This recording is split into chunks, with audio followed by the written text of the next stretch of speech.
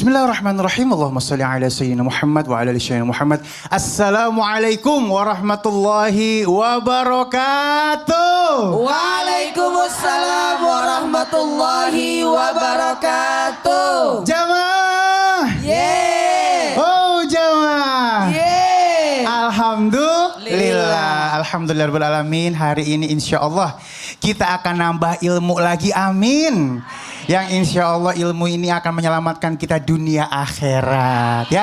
Baik, tema kita berkesempatan kali ini kita akan angkat tentang obat untuk jiwa dan hati yang sakit. Sakit jiwa, sakit hati. Ya Allah ya. Kita Aduh, gitu ya. kenapa? Ini Siapa yang Ustaz Maulana. sakit? Aduh, kita mungkin ngomongin masalah global dulu ya. Kenapa sih orang kok jiwanya bisa sakit? Ya. Hatinya bisa sakit. Iya. Penyebabnya apa? Apa penyebabnya? Iya, silakan guru. Bismillahirrahmanirrahim. Assalamualaikum warahmatullahi wabarakatuh. Waalaikumsalam warahmatullahi wabarakatuh. Jamaah. Oh jamaah. Alhamdulillah. Allahumma salli ala sayyidina Muhammad wa ala sayyidina Muhammad. Saya mau tanya, lebih baik mencegah atau mengobati? Lebih baik mencegah. Lebih baik mencegah daripada mengobati. Maka pembahasan hari ini adalah obat apa Bu? Obat hati dan jiwa. Apa penyebab seseorang fisiknya terlihat sehat, baik-baik aja, tapi kok jiwanya tidak sakit? Ketahuilah penyebabnya adalah adanya dosa. Dosa itu menggelisahkan, membuat tidak tenang. Pasti ada dosa dan kesalahan. Dari ketakutan, dari was-wasnya, dari itu khawatirannya, betul, makasih banyak. Kekhawatirannya itulah yang menyebabkan kelihatannya orangnya sehat, tapi kok jiwanya sakit ya? Kenapa? Karena manusia itu fitrahnya adalah bersih. Jadi kalau dia bohong, itu kayak ada menyembunyikan sesuatu. Mohon maaf, tidak bisa dipungkiri. Kelihatan dari raut wajahnya. Pasti ada utangnya. Pasti ada utang yang sengaja dilupakan. Sehingga ada orang banyak hartanya tapi tidak berkah hidupnya. Karena bisa jadi ada dosa kezaliman yang dilakukan. Apalagi, maaf ya, dari fisiknya kelihatan tapi mungkin ada bentuk ketakutan. Ingat ya, ketenangan itu adalah separuh daripada kesembuhan. Jadi menenangkan diri itu enak. Makanya kita harus healing. Ibu harus rekreasi, jamaah yang di rumah, ayo ke Islam itu indah. Datang ke Islam itu indah, sekaligus dapat ilmu, liburan lagi. Ibu-ibu nggak nyuci di rumah, kan ada di sini. Kan liburan, betul tidak? Ibu butuh hiburan, hiburan sekaligus ilmu. Habis dari sini langsung ke Taman Mini ya, langsung ke Trans Studio ya, langsung ke Transmart ya. Apalagi download aplikasi Alobank ya. Jamaah. Kalau begitu mohon maaf tanpa menggurui, hanya mengingatkan, ayo tenangkan, ayo jangan berdosa, ayo berbaik sangka, ayo optimis, ayo jangan sakit hati, ayo jangan iri hati. Jadi kalau hidup kita tenang, tidak ada kebohongan, itu enak. Ya. Terima kasih guru ilmunya untuk awalan ya. Awalan untuk bagaimana caranya kita secara global untuk jadi obat hati dan jiwa kita yang sakit. Nah, sekarang kita masuk ke dalam segmen Tanya Dong Ustadz. Kami semua tanya dong Ustadz. Yang sebelah sini. langsung aja. Sebelah sini tadinya udah ngincer banget pengen nanya katanya. Ibu boleh sini Bu. Alhamdulillah. Ibu Ya. ini Assalamualaikum warahmatullahi wabarakatuh. panjangnya assalamualaikum. Bukan itu salam dulu guru beda ya. Ya. Nama saya Ika Sudarmika Ika. dari Majelis Taklim Ya. Aduha, Kecamatan Soreang, Kabupaten Masya Allah, Bandung. tepuk tangan dulu. Terima kasih lu sampai sini, mudah-mudahan jadi keberkahan semuanya. Ya. Amin. Amin, amin. Silakan Ibu. Mau tanya Pak Ustadz, zaman sekarang banyak orang yang mengumbar aib di media sosial. Bener banget Bu. Iya. Ngumbar aib. Ya, mengumbar aib diri sendiri. Ya Allah, Mengumbar. susah banget itu. Susah mengumbar. ini. Ibu mungkin jangan Mengumbar. lihat saya, lihat sana. Lihat sana. Ya. Emang kalau ngeliat saya suka Mengumbar gemeter aib. biasanya. Ya, mengumbar aib. Mengumbar aib. Iya. Di media sosial. Di media sosial. Diri sendiri. Diri Ya, sendiri. Iya. Nah, itu Iya. pertanyaannya. Ya pertanyaan itu ya. Belum. Ya. Jadi gimana itu? Kenapa gitu ya? Karena dia itu merupakan seolah prestasi bagi dia. Aduh gitu. ya Allah. Benarkah ini bukan sakit fisik, Atau tapi jiwanya. sakit jiwa? Baik, terima kasih Ibu. Sekian, terima Ya, kasih. Ibu boleh Assalamualaikum kembali dulu. warahmatullahi Waalaikumsalam wabarakatuh. warahmatullahi wabarakatuh. Nih Ustadz Muhammad Syahab dah. Ya kalau gitu ya. Assalamualaikum warahmatullahi wabarakatuh. Waalaikumsalam warahmatullahi wabarakatuh.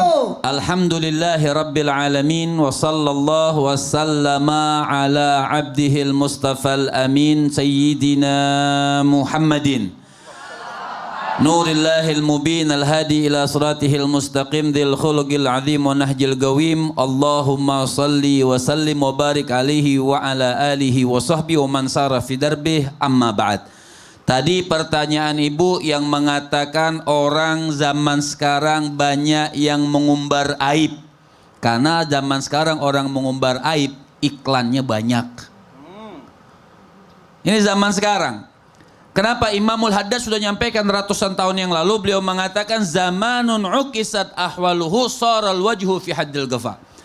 Beliau mengatakan zaman sekarang ini sudah zaman terbalik. Orang nggak tahu lagi mana muka mana belakang. Kadang mukanya taruh di belakang, yang belakang taruh di depan. Sehingga terjadi apa? Ra'al haq ala suratil batil wa ra'al batil ala suratil haq. Banyak zaman sekarang yang melihat ra'al haq ala suratil batil, melihat yang hak, melihat yang benar, melihat yang bagus, melihat yang syariat dianggap batil. Bahkan ukisat sebaliknya, melihat yang batil dianggap hak. Oh bagus nih, dia pernah seperti ini, ngumbar aibnya di media sosial. Oh bagus ini, jadi terkenal, jadi begini, jadi begitu. Nah ini sangat-sangat tidak bagus. Bahkan Nabi SAW beliau mengatakan kullu ummati mu'afa ila mujahirin. Setiap umatku mu'afa. Apa artinya mu'afa? Artinya diampunkan oleh Allah, dimaafkan oleh Allah Subhanahu wa taala illa mujahirin. Siapa itu mujahirin? Jahar, artinya mereka yang menampakkan dosanya, berterang-terangan untuk melakukan dosanya. Itu dikatakan oleh Nabi. Sebenarnya Ustadz Maulana, Allah itu sudah sayang. Allah itu sayang sama hambanya. Bahkan dalam hadis itu teruskan, misal dia berbuat dosa semalam, Allah yasturuhu, Allah itu sudah menutupi keaibannya.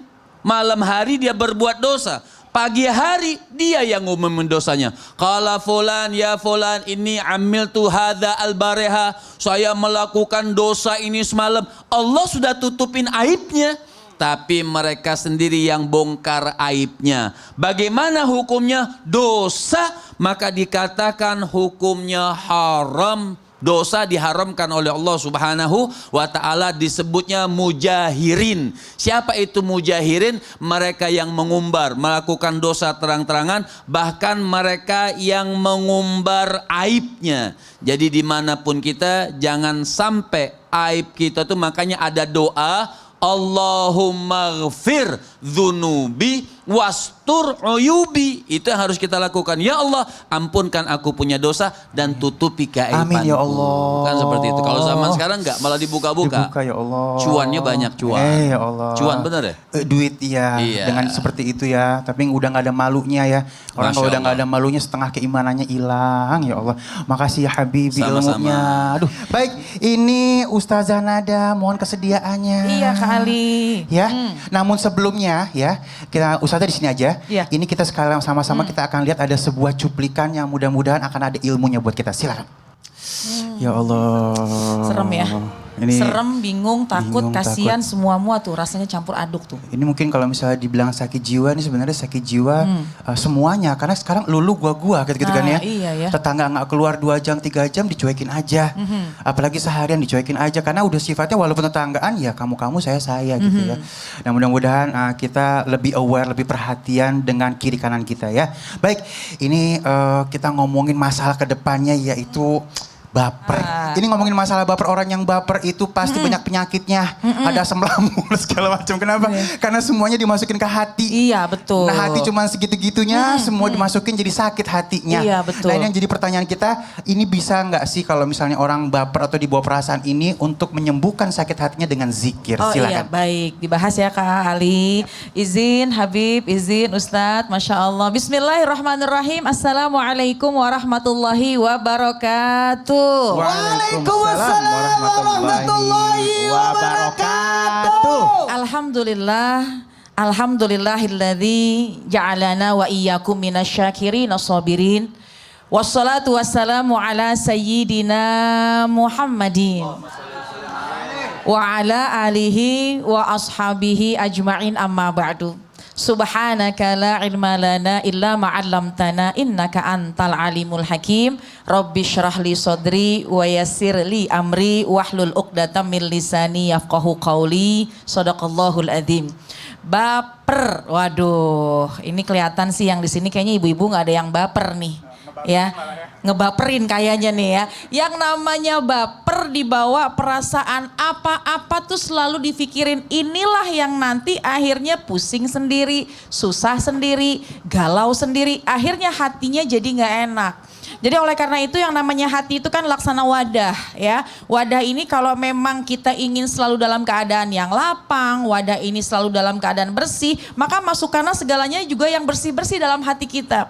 Jadi jangan kita segala macam hal-hal itu kita pikirin. Kalau memang berdampak kepada kemanfaatan silahkan. Tapi kalau memang akhirnya buang-buang waktu sia-sia, ini nanti akhirnya bikin dipikirin, dipendem, akhirnya stres sendiri, khawatirnya ada sakit pada jiwanya. Naudzubillah min dzalik. Lalu bagaimana sih apa yang harus dilakukan? Yang pertama sudah dituntun oleh Allah, ala bidzikrillahi tatmainnul qulub. Ala bidzikrillahi tatmainnul qulub.